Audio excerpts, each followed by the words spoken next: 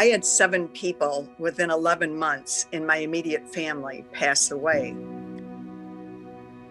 People would ask me how I was doing, and I would say, I'm fine.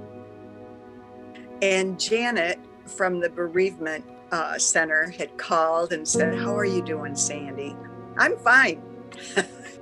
She said, okay, but just give me a call if and when you hit a wall. And I got to thinking, maybe I'm not so fine.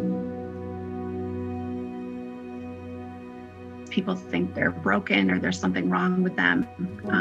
And, you lost someone you care about deeply. I thought I was fine, but I wasn't. It took me about 5 months to figure out that I wasn't fine. So I was just holding a lot back, and I knew that I probably ought to be talking to somebody. Our society doesn't like to talk about death and dying. It can be very uncomfortable. And through that education, we're able to really break down some of those myths and stereotypes about grief, which then we hope is changing the way that our grievers, or the people that come to us, experience support from their family and communities.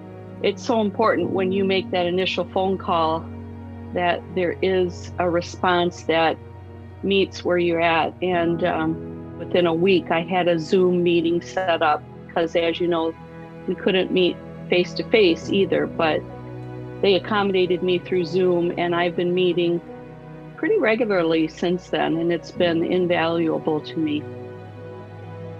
Bereavement services are really for anyone in the community, faith hospice families, staff who have experienced the death of a loved one.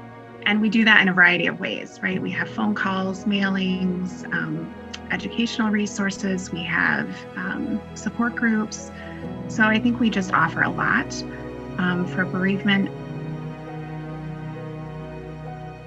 Our goal is really to provide a safe space where anyone can come, staff included, community members included, who can say what they need to say. Whether it's a place that you can ask those questions, what do I say? How do I deal with this emotion or this situation?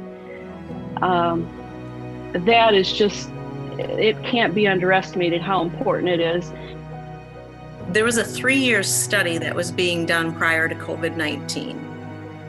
And what they found within that study was that 57% of Americans were grieving the loss of someone. If you're out and about, remember that every other person you see is grieving. People try to do this on their own like I did. And I think for the most part, that's a mistake. That's part of what we look for in the future, is just expanding our program and then continuously offering new things to meet people's needs in a better way. It's a worthy project, and it's a needed project. It helped me not only with the grieving part, but to get ready to move on with the next step of my life. Please join us in making this center a reality. We just can't say thank you enough.